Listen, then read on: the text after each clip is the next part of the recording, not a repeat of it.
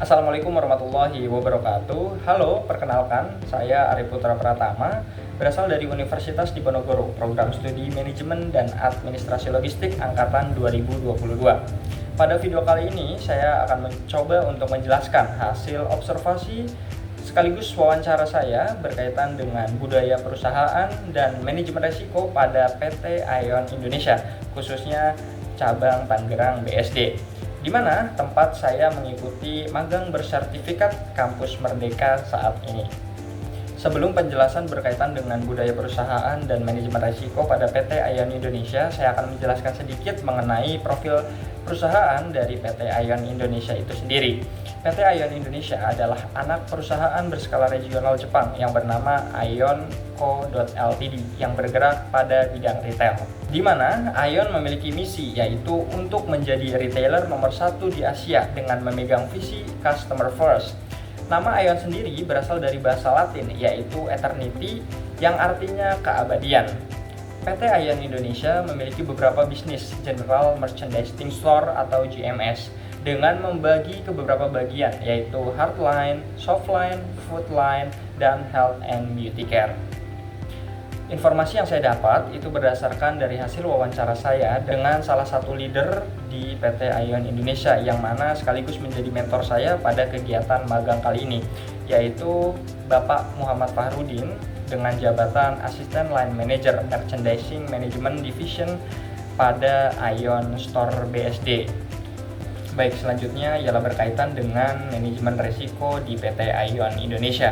Sebagai salah satu perusahaan multinasional, tentu manajemen risiko menjadi salah satu poin penting yang menjadi perhatian dan juga concern bagi perusahaan, di mana tahapan-tahapan dari manajemen risiko itu sendiri sudah dilakukan dan dilaksanakan oleh PT Ion Indonesia. Tahapan yang pertama yaitu identifikasi risiko, di mana PT Ion Indonesia mengklasifikasikan atau mengidentifikasi setidaknya ada 4 resiko yang mungkin dapat menjadi masalah bagi perusahaan.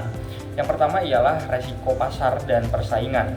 Sebagai perusahaan retail, tentu Ion Indonesia harus menghadapi persaingan yang ketat dengan banyak pemain lokal maupun internasional. Perusahaan harus terus memperbarui strategi pemasaran, inovasi produk untuk mempertahankan pangsa pasarnya.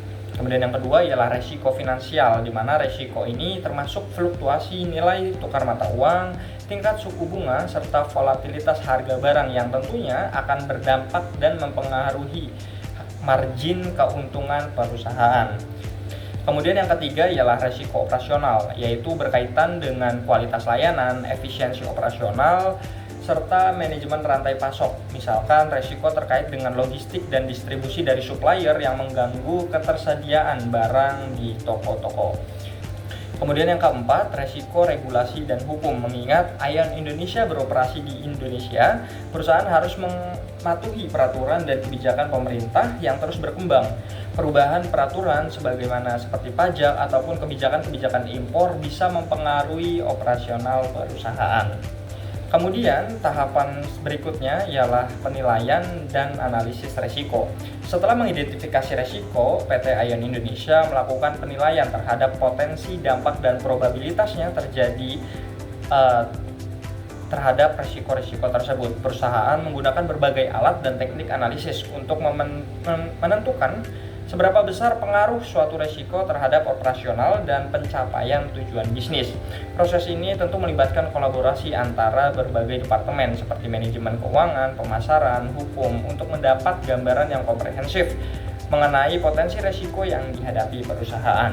Kemudian tahapan yang selanjutnya setelah melakukan penilaian dan analisis resiko, perusahaan melakukan mitigasi terhadap resiko-resiko tersebut, di mana yang pertama, perusahaan melakukan diversifikasi produk dan pasar untuk mengurangi ketergantungan pada suatu jenis produk dan satu pasar geografis tertentu.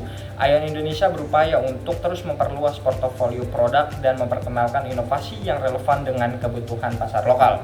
Kemudian adanya penggunaan teknologi untuk efisiensi operasional, di mana pemanfaatan sistem manajemen berbasis teknologi untuk memperbaiki alur distribusi, manajemen inventaris, dan pengelolaan data pelanggan. Hal ini juga termasuk penerapan e-commerce untuk memperluas jangkauan pasar. Kemudian mitigasi yang selanjutnya ialah kepatuhan terhadap regulasi. Ion Indonesia memiliki tim yang bekerja secara aktif untuk memantau dan juga memastikan perusahaan tentu mematuhi peraturan-peraturan yang ada di Indonesia.